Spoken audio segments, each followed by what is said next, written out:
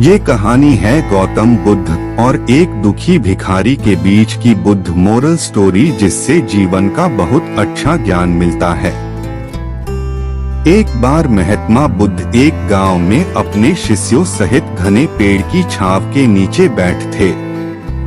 आसपास के गांवों से बहुत से लोग अपनी मानसिक समस्याएं लेकर महात्मा बुद्ध के पास आ रहे थे। महात्मा बुद्ध उन सब की मानसिक परेशानियों का समाधान देते। सब लोग खुशी खुशी अपनी समस्याओं का समाधान पाकर वहां से लौट रहे थे। वहीं से कुछ दूर बैठा लोगों को बुद्ध के पास जाते देख एक दुखी भिखारी अपने भाग्य को कोसता हुआ यही सोचने लगा कि अभी कुछ देर पहले तो ये लोग दुखी मन से मुंह लटकाए उन महात्मा के पास गए थे, और अब इतना खुश होकर कैसे वापस लौट रहे हैं।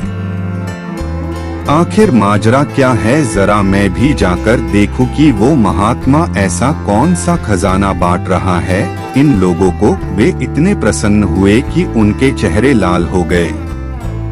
जब वो दुख भिखारी कुछ नजदीक गया तो उसने देखा कि ये महात्मा तो लोगों को प्रवचन देकर लोगों के दुख का निवारण कर रहे हैं। यह देखकर भिखारी के मन में भी तीव्र इच्छा हुई कि क्यों न मैं भी इन महात्मा को अपना दुख बताऊं। मुझे भी अपने दुख का समाधान अवश्य मिलेगा, बस फिर क्या था। समाधान पाने की लालसा लिए भिखारी महात्मा बुद्ध के सामने पहुंचा और हाथ जोड़कर प्रणाम करते हुए बोला, हे महात्मा बुद्ध, मैं भी लोगों की मदद करना चाहता हूँ। मुझे लोगों की मदद करने की बहुत इच्छा है, लेकिन मैं कैसे मदद कर सकता हूँ? मैं बहुत गरीब हूँ। मेरे पास न तो पैसे हैं और न ही कोई ऐसी चीज जिससे मैं किसी की मदद कर सकूं। मैं कोशिश करने पर भी किसी की मदद नहीं कर सकता। मुझे भगवान ने इतना गरीब क्यों बनाया? हे महात्मा, मुझ पर कुछ कृपा करो। इतना बोलते हुए भिखारी रोने लगा। महात्मा बुद्ध बोले, आप बहुत अज्ञानी हैं, क्योंकि आप अभी तक इस भ्रम में जी रहे हो कि तुम्हारे पास कुछ नहीं, जबकि दूसरों को कुछ देने के लिए तुम्हारे पास बहुत कुछ है। तुम बिना धन और वस्तु के भी दूसरों की मदद कर सकते हो।